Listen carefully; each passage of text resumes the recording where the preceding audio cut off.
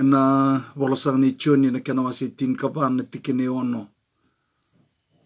Koto sa kikina indo na tikini volotambu kili levu. Kau chiso yao na sala. Nandina watake na bola. Ni sayandra ni bola binakatalema na lubi ni kalo. Kuni sa tiko rao kasi amarao tali tiko maya na dua tali na mataka bou. Dua tali na mataka ibibaka rauta kikina na nondambula na turanga. Au sa ngustu kina ni kalo, ngustu tali tiko ni First Light Gospel Ministry. Meo wakayandra wakambula tali tiko ni bekamuni na mataka indai. Na yata tali ni nonda turanga kina nonda wakambula. Na ngoni turanga o Chisu Karisto. Ani bersanga ni toso na nonda vengarabi au sa sureti kanda.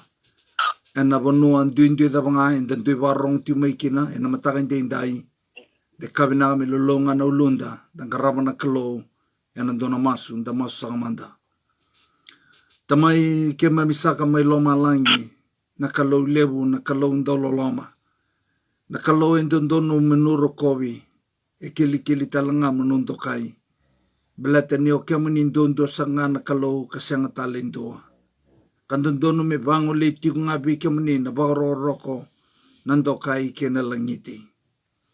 Nusanga walanga ni klaim tanga ni o kemuni na kalo. Nusabakan dina taki kemuni o ti talanga.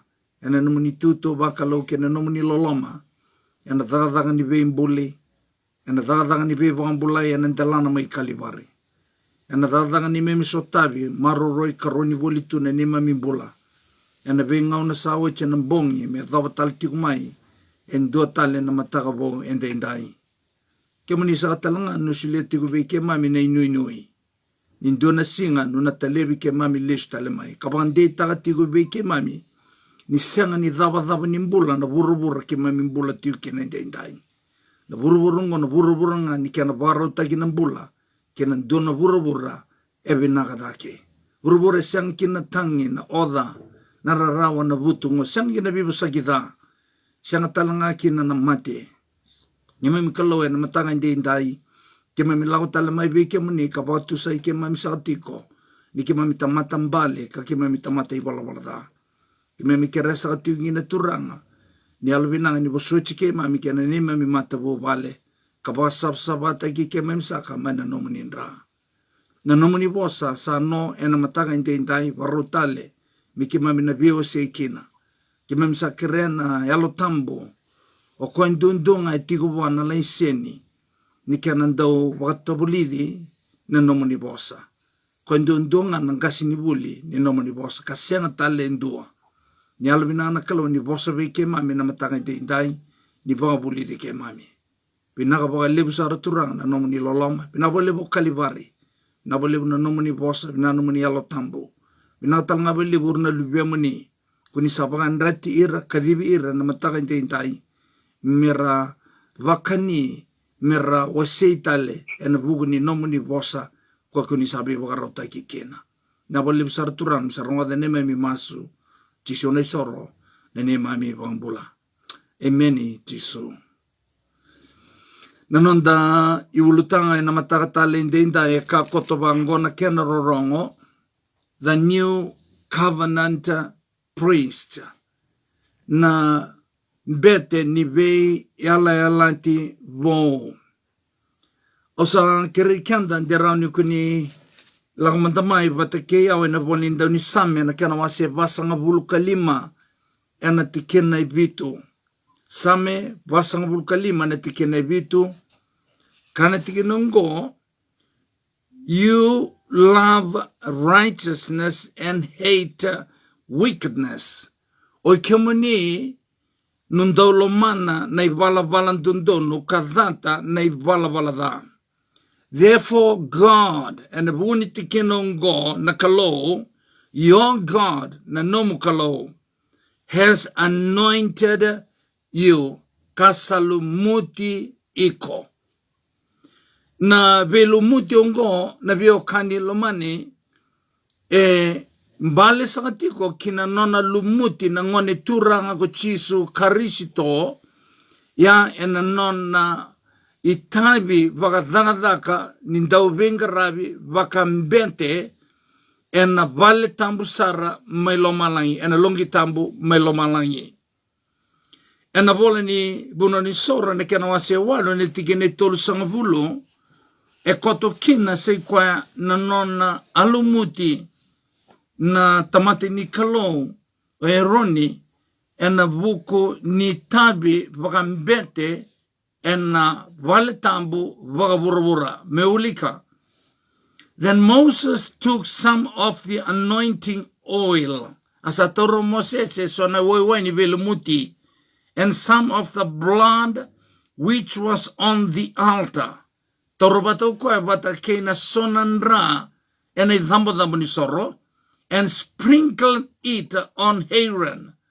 Kada vakamirika se themburanka veironi on his garments and on his sulu, on his sons veirna luviana, and garments of his sons with him.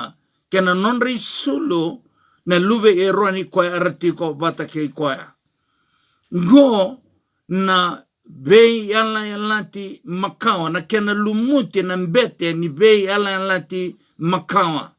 Endui toka vanta ke na nona lumuti na mbete ni vei ala alati vau. Okay, mutumi ke bida na ndui toka ike. Ni oraida ena boni vuno ni soro wase walo ntikine tolu sangavulu kwa ndasanga wilika wote oya. Sikwa na kena lumuti na mbete ni vale tambu vavuruvura se na mbete ni vei ala alati makawa. E pakayangantaki na waiwai ni vei lumuti, ka pakayangantaki mata kena so na kena chanandra e na idhambo ni soro. Ie ni oreida ni viokani lomani e na nona lumuti na ngone turanga ko Chisu Karisto e na same wase vasanga vulkalima e na tikine vitu e sanganin donandra e involve kina. O eroni bata ke irto na luvena e ngandrevi kina nandra na ivanga tankarakara ni nratalei ni ngone turango Chisu Karisto kanganita mera dhembura kikina se mera vaka sabata kikina. Belate nira tamata i vala. Yana vani soro se na vei ala alati makawa kena lumuti na kena bete. Engandrevi era tamata i vala. Kangandrevi mera vaka sabata ki ena nrata lei ni ngone turanga ko Chisu Karisto. Ia na nona lumuti na ngone turanga ko Chisu Karisto e senga vei koe na nona i vala. Kakatiko na tikino, you love righteousness and hate wickedness. Na kalungo sa ngone turanga ko Chisu Karisto na quality ni nona lumuti o koe membete e vandeita nga vei koe ni senga na nona i vala kadata na i vala. Na itavi vangambete e na veala na ti vou e na ndreviki na induna tamata e dhata na i vala. Duna tamata e talita kandaulo mana, love, righteousness, na i vala dondono. O nitanga nintasana rao nitomika na kenrao ndui na lumuti nimbete e na veala lati makawa ke na lumuti nimbete e na vei yala ti vou. Ina vio kani lumani o vinkata meroni datomika e na matakatale ndendai e vida tale na vanganana numbimbi membalenta na mbete ni vei yala ti vou.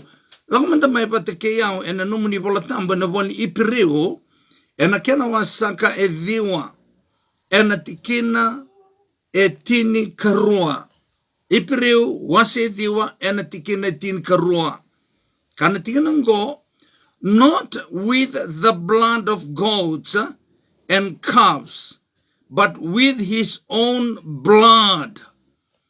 Nambete ni vei ala ti vou e senga ni vakayanga takikina nandra ni manu. E vakayanga tanka o Chisu Karisto na no nandra vangataki koya. Yana kenro indui. Nambete ni vei ala ti makawa e vangatakikina nandra ni manu. Yana mbete ni vela lati vou e vagangataki kina nan rata lei ni ngone turang o Jisu Karisto kapag dirlolo mane kena dabuti se kena tuku ne vagangataka toka kena polatambu na nonan ra nga vagataki koya. Ime uli kasombo na tikinongo, he entered the most holy place e duro koya kina loma ni vale tambusara longi tambusara mai loma langi. Sianga ni bura-bura mai loma langi.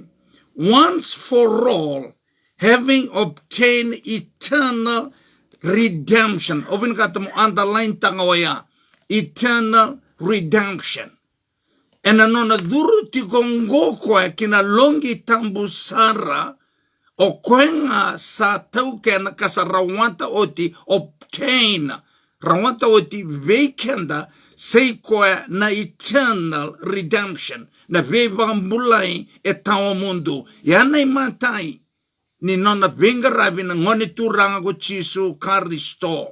Yesa duru tikongo e na longi tambusara ene karua ni nona vengaravi ka vakatokai na nona heavenly ministry.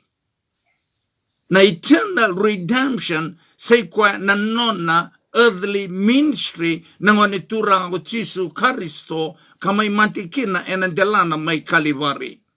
O binakata motumiko ngo ena mataga indai bletana vunungo ena mai sudu kambasika kina na vengaravi membalanta na kaka vakatokai tiko sei kwa na covenant promises. And the sando taraboli tiko mai covenant vatake na covenant promises. Edo durtiko iloma sei kwa na vengaravi ka vakatokai tiko ngo na new covenant priest ni ngone turanga o Jisu Karisto.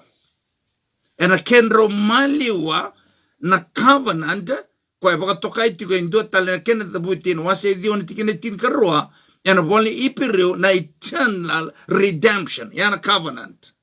Ia na vio kanilumani ni ena kene karua sei kwa na kena marau tanki. Se na kena marau tanki na eternal redemption oya. Se ena ka enda buliti tiko makapanga takapa osumana leso ni sei koya na covenant promises. In the rede ni may vare tato na tikine tin kalima. Ena tikine tin kalima sa senga ni eternal redemption sa eternal inheritance. Se kwa na nonda duru kina tau kena na kena condition. Enda sa anda vita la no tagapolitico mai aya na faith that works. Se na vosa oloni me beleti rao na faith kena works se kwa na faithfulness. Yana bio kandi lomani me matanta endina tiko na nonda yalon dina na nonda sa dingomi Jisu Karisto na pangambota kena nonda talai rao veikoya. Nandina ni nonda vengaravi o ni nonda response wana kalo e tavuloni e na dhagadhaka nei Jisu ka vakatokai tikongo na dhagadhaka vagambete. Ime ulika na kaekana tikine tin kalima na wase diwa oya.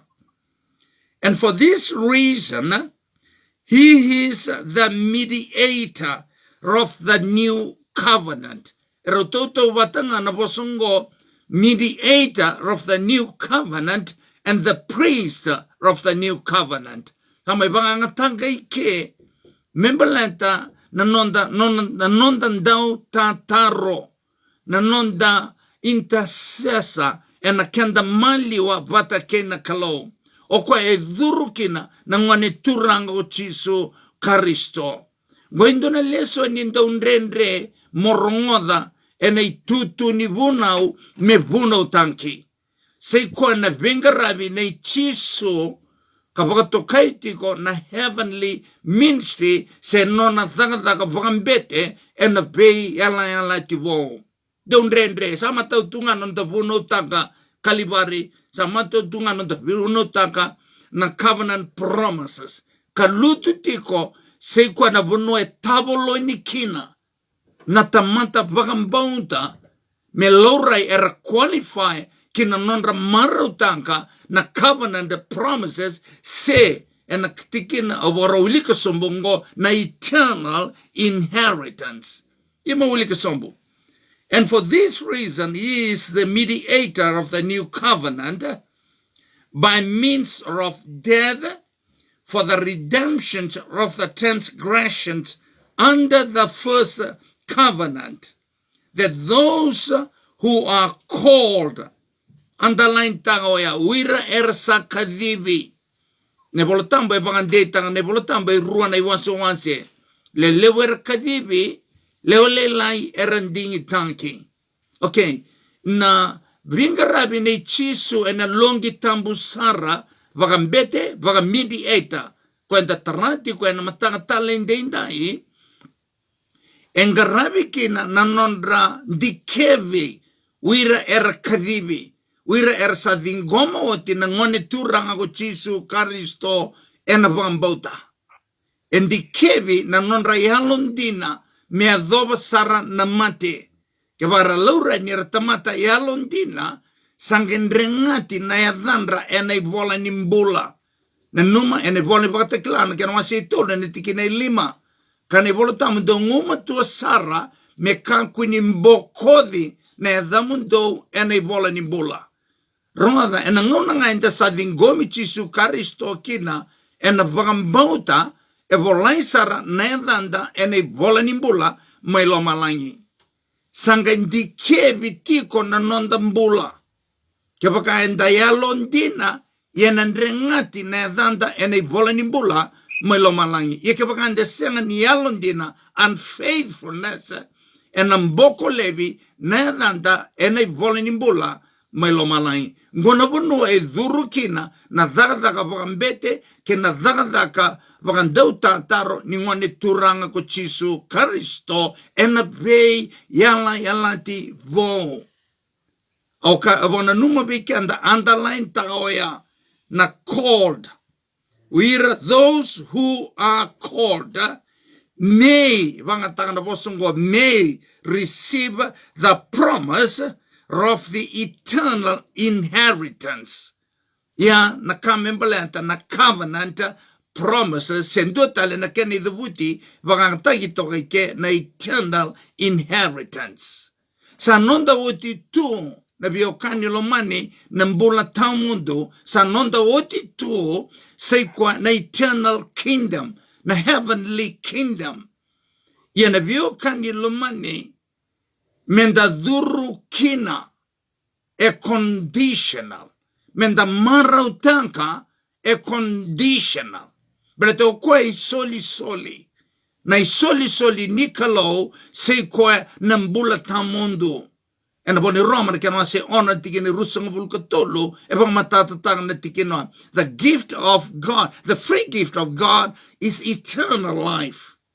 Yena vio kanilomani mo marautanka. A challenge that kikina na no mungalala ni dingi. Kano mungalala ni dingi mondingi tanka.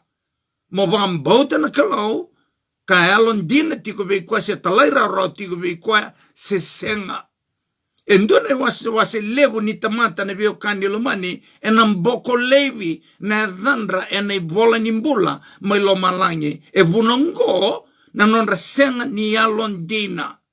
Na numana boni chuta, wase indua na tikina lima. Na nonra saan bimbi oti mai na Israeli, sa sireki oti mai na Israeli. Mai ichi pita. E kavikenda na ibola tambo, mayali tunga ina loma ni lukutu. Kanibolo tambo because of their unfaithfulness. Erasinga saraniado ki kenani. O kwanda vanua kwa yalataka kwa sasuliwa titu. Nakalo minondra. Free. Solie free to be ira. Nakalo. Ye kanakalo na condition go. Karamay biela la tikina. Eno uligo ko senyai. Eno wase tinkadi wana boni la kwani. Kakakina nakalo virede. Kavaka noyalondina. No yalon dina wana kalau nuna laki taukena na kena ni vo sa sile o titu veke mani by grace ena loloma. Era kawira na wase tin kadiwa na kake danga nuna tukuna veke mami na baga edora.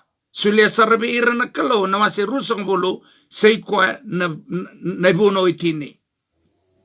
Ia biyo kani lomani yana iteki vuni nondra lango mai. Era sa dingo makabangang bauta na veya lelanti kayala taka be ira na kalau nina nondra na kena ni bo nondra na kena ni makawa. Ia biyo kani lomani era senga ni yalo dina ngani rasa bangang bauta. Ena yalo membalenta na baka sama ni biliwai na baka sama ni mideta kena no na itabi se tutu waka priest na ngone turangu Jesu Kristo ena longi tambusara o ko endikeva se ngolangan indikeva o ko e vevuke kena baka todo taki se ko na nonda yalondina buana kalau ko kongo na yalondinongo na o ko e condition ni nonda dhurbanua inherit sei kwa na mati ni tuta mundo ya onu tanga ni kuni sana rawa ni tomika na baka sama okatiko ni ngo endona ituku endo bakana ya loka ni dilio ena itutu ni vunau da unrendre menda rongoda ena itutu ni vunau sei kwa na kenangarabi sei kwa na dhaka ni velawai na kenangarabi nandikevi kena nona vevu ketaka nakalo vu kenda e kavi kenda na ivolatambu ena matencho ni wase ruana tikena indua ke vakasai vala da indua sa tiko indua na nonda ndau tantaro mai loma langi nakbeokani lomani ngona vakasam ni vevu ke okantiko ke vakaihadha sona nonda malumo sona nonda ninda tamata ke la babi na katuna kalo ya kakokoya ke manihado e sona bagadalaka ena sona maluma enda bagadora sa tiko endona nonda ndau tataro mai loma ena vevuke sengolangan indikevi na nonda yalondina e tiko talanga go Jesu baga advocate mai loma langi me vevuke ada vevuke tukina me vevo ke menda dhuru keve kina mate ni tu tau mondo ya kani voltambu ke basa vatu sa indona tamata na nona ibalabala da tanchoni wase indona tikene diwa saya londina kaya londonu kokoya nebo shota na nonda ibalabala da ka basa sabata ikanda manaka ke nga sa seng ni dondonu nebio kani lomani na daga nei Jesu va advocate va mbete ena veia la lanti vo ke va e sires na nomu bolida va binaka o koya e va kaumbo kotanka e va kaumbo kotaka vagandua sei kwa nei vagaboboli ni perfectionism balanta na nona itabi va daga va advocate vagandauta taro kanonda mbete mailo malangi engaraba seikwa na nonda i valavalada en ngauna enda sadingomi Jesu Kristo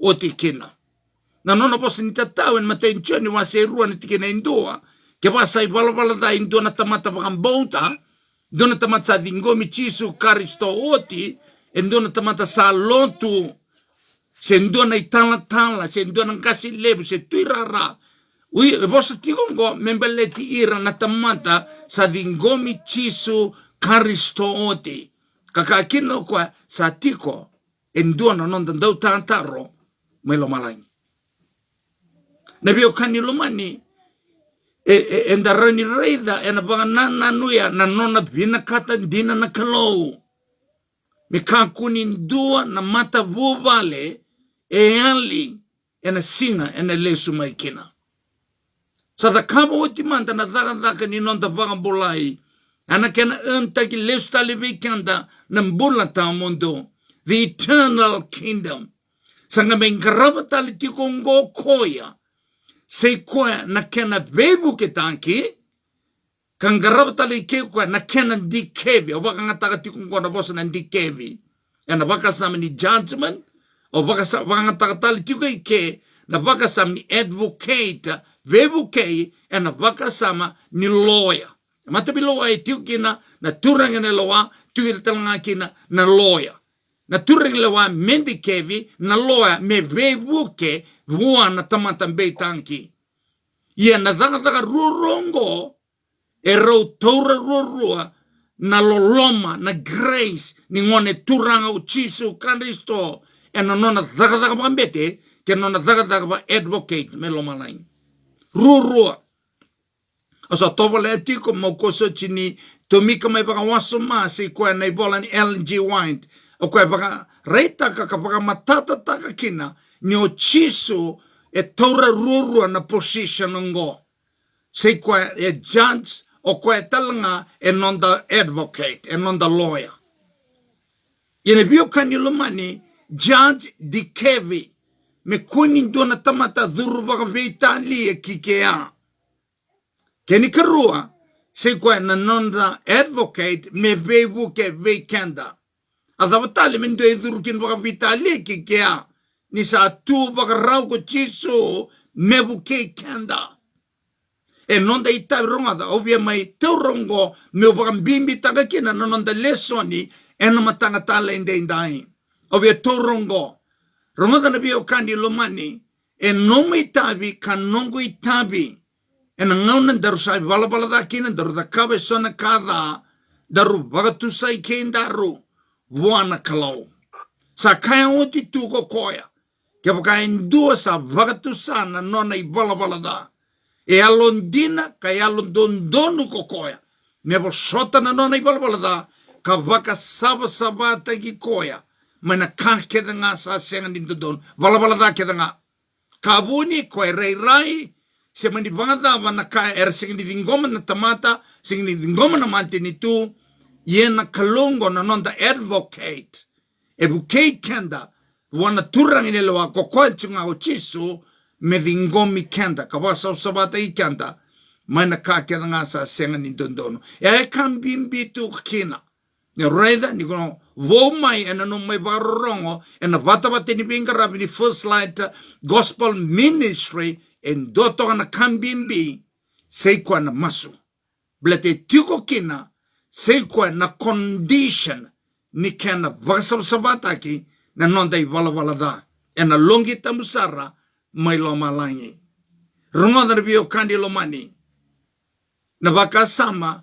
ni kakati ko Chisu ke baka enta sa bagatusa if we confess our sin ke baka enta na senga ni bagatusa ena senga ni raubua ni ngaraba na danga ni be baka sabata-ki ena nondambula au nuitanga ni kunina rani tomi ka baka binakawaya meu ndrechikanta liustalmanta kina earthly sanctuary sana sanctuary and a bay yalati makawa na rua nambete ko tiko and a bay yalati makawa katiko talanga and a sanctuary dua batokai na busambete ne Levi uirungo erangaraba na daily routine se vengaraba ni bakatambo isore ne beisinga uira na ebusa ne eroni erangaraba sei kwa na vingarabi kwa engarabi bakandunga ena veyambaki okay kwa vingarabi kina kwa eroni o kwa eva sabata kina na tamata na vingarabi na veisinga esenga ni baka sabata kina na tamata e transfer takinga kina na ivala da maina tamata kina manu kina nandra ya sangale ki dembura gitu ena ilati ni val ni soro o eroni bate ke ira na nona e busa urera tomikanga mai na ilati kalakoyani kede melmale ke baka enda senga ni kautayani kina ilati ena yalikia na nonda na danda na yalikia na bio kanilomani na kalungata ni nonda baka sabata ki meu talema listale na tikina bimbi ngo na baka dambo soro ena be singa e senga ni kauta levi na nonda I valavalada. E kauta levi nga mai be kenda kina manu. E transfer ta nga kina manu. Na numa na kena I wagarau ni ndo lako mai na tamate I valavalada. Mai tambaka tu na uli ni sipi, se uli manu, se uli ni soro. Nambete e nangai solievi ko e nai sele. Na tamata I valavalada e na musuka na ndomo ni manu. Senga ni ombete o kenda. E varai tango ya ni nonda I valavalada o kwa e vangamate na manu. Ke senga na nonda I valavalada ke senga ni mate na manu. E anavuna soleki na nambete o kenda menda musuka na ndomo ni manu. Na innocent blood te innocent animal oya. Nangono ko sa tambaka kina uluna, waka tu sa tau doko kina na nomi valavalada. Ronga da ke baka chine I valavalada, ka watu sa ngai diwa, e ndua ko tabe waka tu sa, na manu ya, na ndrawa ya, e na kauta ngai diwa, na ta kauta chinchini, e ndua na tu ngai viko metiko singini via waka tu sa. E vina kanti, mo waka tu sa tau doko. Blata na ndrawa ya, o kwa e transfer taka, mai veiko kina ilati. Ilati sarnagai daga kina, sei kwa na daga kwa ye kina vivo ka sabsabata o kwa kina mbete lebu, kwa nda bulide ti kwa na matanga indai, nangondi turangu Chisu Karisto. Na leso ni nda bulide ti kwa na matanga ni kwa, na leso ni ena longi tambu sara. En leso ni waka na vale tambu burubura, sena vale tambu ni vei alalati makawa. Kepaka e senga ni na kauta nandra na nomi valavalada, lai dembura kene lanti, o koya ortona vinga rabi bakan dua en dua mbake, ortona e busa neeroni, ortona tomikanga mai ne lanti, nandrang o koya bakan dukaratu na lanti, erna tomikanga mai kia kalakoyani. Karena kita bakan dambora ena rona me rotoka kea na nona mena kalau ke na mena asa sela na nona mena kalau kapag takar karta ki Chisu na rane Chisu kwengo ena gai baga sabsabata ki vakandua kwenga rabiti kongo ena vale tambu mailo malangi unita nga ni na ran tomika ena provisa imbalawo ni bola ni taniala na ronon dolu tolon ranembaki kani bolo tambe nangai vaga sabsabata kina vale tambo. Pa sabsabata ki bata mo na vale tambo. E bakan tukari bagai vei na vale tambo. Na nonda I vala dango na koe lagi dembura gitu e na ilachi oya. Koe e bakan tukari tu. E na vale tambo mai lo malang I rongoda. E na kena I vangata karakara na ilachi oya. Teke buma na I vala dani atama. E bakan tukari tu na vale tambo mai lo malangi. Tigu mai be yantama. Kaya dhomo mai na tinika walu vasanga bulu kaba. Uira todo ko na tamata yalon dina ni kalau. Na non rai vala da ko era sa baka tu sa tau doko. Sa baka tu karitungo na kina na vale tambo. Sangai teke bu na tinika walu vasanga bulu kaba. Na daga mga mbete. Na daga ba advocate ningoni turanga o Chisu Karisto. Mendikevi yandundua na kisi. Sangai tiga buika na velawai ka wakatukai na pre-advent judgment. E na rua na kena basonga o ba madala taga tiga buika na matanga ni koa. O koa o Chisu me mandikeva au judge ke Chisu o koa me buke kenda au advocate. Tiga buika na tinka walu wasang vulkava. Na mata ini kisi rungodi na mata ini kisi rungodi na kisi na idei. Na kisi na atama. Atama na ngone sa tubi ko atama. Retondo kami neo sa leko tu ni bulbul. E bilo ita ke ndo sa mati wochi. Signi bilo ita ke o kanden dambula tiko. Uiranga nandonen raw basang bul kabana untolo ni go lida ni bol ni bakata kila. Uirangango erna bilo ita ke ngone mbula tiko kina drangati nedandra en ngone mbula tiko. No kenda na mes multitudes, sana great multitudes and the mate taudonko. Kenda kapag tukay na early writings o kenda na sleeping saints. We're na 144,000, we're na living saints. E wasi ruanga. Obi uli ka weekend na tikini bolo tambong ni berni nda maitinia. Anonda leso ni ena matanga ni kua. Wasi rusang bulu ene bola ni bakatakila. Ena tikina tin karua. Kane bolo tambongo. And I saw the dead. Yaka already irna mate. Go atama. Tiko ena lomanimba ni tikinongo. Maybe antama. And I saw the dead, small, great. The bilongo. Wira taudok na tamata. Singin ni keleke anu tu baka banua. Numitabi baka song lotu. E kelengai ke kede. O chukai daki, chukai ra kede. Standing before God. And books were opened. Pangatagi kia na posong the books. Ete levu na ipola in dolabi. And other book were opened. The tal nebol san dolabi. Which is the book of life. Ada ben dolabi kina na ipola nimbula na book of life. Ronga da mabang matatagi kia ni berndor maitini.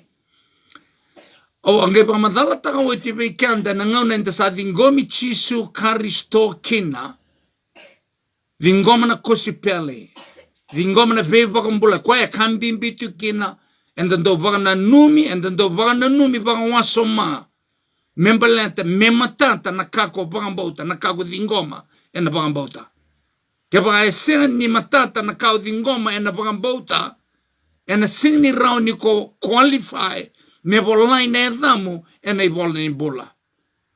E binakanti mo vingoma ngo. Kaya bagan deo taka buwana utimu kena loma di nom do matabu vale. Belata weha walanga na ngoni sala e qualify kina mebolai na edhamundo e na ibola ni bola. Nadaba nindo sa dingoma kabaga mbauta na ngoni turanga o chisu karisto kena kato dhokosara e the kaba e na bukunda. And volni leso ni be kemani ndoru wulide tiko na Sabbath school lesson. And ndo wasoma mindo mbasika tiko mai na statement ngo accept Jesus and what he has done for us. Do waga wasoma na volni leso ni todo kana lako mai and na tiko kina na statement ngo to accept God by faith and what he has done for us. Bagaimana na biyo kanilo mani o to wala mo torumanden dona tikin ngo simadale dona nongo bananano me utumi ka wala nga bekanda en dona tikin na barita to kana lesoni dona awatak so talanga na lesoni au nagay tumi ka bekanda na lesoni singabarumbuka tiko kinana pakananano ya nanonda dingomi chisu karisto ena pangambauta kena kanke de sara sa da kabo ojo koya ena bukunda. Yana kamo pangambauti chisu kena yana kako pangambauta mengai rawa ni bolai na edamu ena ibol ni bola. Ni sa bolai na edamu ena ibol ni bola sangai tikibu na dhaka ni alo tambo. E correlate na dhaka na heavenly ministry na ichisu kena daga ni alo tambu. Rongo ro tiki bubata na non ro ngauna ni benga rabi vekenda tambu sakani na tamata. Se koya na kae binakati menda qualify kina en na velo wai mailo malangi e da kaba vekenda i bura na alo tamboya. Na non da baka tutusa na non da bebu tuni la veo kanilo mani na non da yalon dina, na non da talai rawa, na non da pagambauta, ya e dhaka ni yalo tambu, karo correlate ke na heavenly ministry ni ngonde turanga ko Chisu Karisto. Kaya nabuna e katiu ke na tikinongo, and another book was open, which is the book of life. Na matabila wai o koe tigubutagi na tinka walu basanga bulkaba o iranga ersa volaitu na dhanra ene vol nimbula sembernin rengati se volaitu na numa se ranimboko kene melembale uiranga sa dingomi chiso uire segni dingomi chiso Nangai vilawai taki na karuni vilawai kabato kai na post-advent judgment. Ya ena maliwa ni nona lesuma uchisu kena maliwa ni kena dhaba kena ngauna ena dhaba kina na ndono ndolo nambaki. Kabato kai na millennium judgment sora bato ka seikwa na post-advent judgment. Kwenda taranti kongo na pre-advent judgment. Era pilo ite ngakina o ira e volaitu na dhanra ene i vola ni bola. Kakati ko vikanda ene vola bakatikala wasi e tole ni tikina ilima ngumatua me kaku ni mboko na edhamu ene vola ni bola. Ya na buno e dhuruma ikina na velawai judge ne chisu kena advocate vevuke ne chisu me bukei kenda ne kosar nindua sa volaitu na dhanra me na mboko tale. Onuita ngani kuni na ron tumi kana tikino ya ena matanga ni ko ngakaso mna tikino ko and the dead were judged according to the works but the things which were written in the books. My plural ya. And then a vilawai tanki na biokani lomani and na kanto dhoko sarai volaitu in the books that they tolu na volaitu ko mai loma langi. Dua na volni bola Santa clarify taka oite wea na nona functions. Kene karua na ibola ni beibaga na numi. Na kavi naga todo koko the kava. Vili taki kina na yalo tambu. Donu kina na motive. Ni nomu da kava. Motive of love. E volai todo ko ene ibola ni baga na numi mo loma langi. Ngade katoli ni bola the book of Sinna. Sei koya e volai kina na molumolumu todo ko e vaga edore indua tamata lutu. E vaedor ko tala. E vaedor ko tuirara. E ana ina ki ni volongo. Ka tigongo mai loma langi. E ronga na bio kani lomani. Na i volongo ke baka vagatu sa na kato udoko sa revolaitu e na i volongo. Na i vola ni vala da. Ronga na bio kani lomani. Na kalau e na vaka sabsabata ke me baka nandine ni nona bosa. E na matenche ni wase induan tikine diwa. Ke baka sa vatu sa na nonte i vala da. Sa yalondina ka yalondin donu kukwaya. E shota ka baka sabsabata i kenda. Ma na kakere nga sa senga ninto dono. Ona bio kani lomani. Obvia mai tineti kuna nonta leso ni ana mataka tala indai. Na ngauna enda mbula tiu kina na ngauna indai. Mau kantale. Na ngauna ni alo tambo. Ke na ngauna e venga rabitu kina. Na mbete ni vea lala tivo. Sena advocate ni vea lala tivo. Enda nga ibakure talti kuna kia na vanga nanano. Ena mataka ni mataka. Asa sureti kanda. Minto mandanga na nonta masu. Tamai ke mami sanga mai loma langi.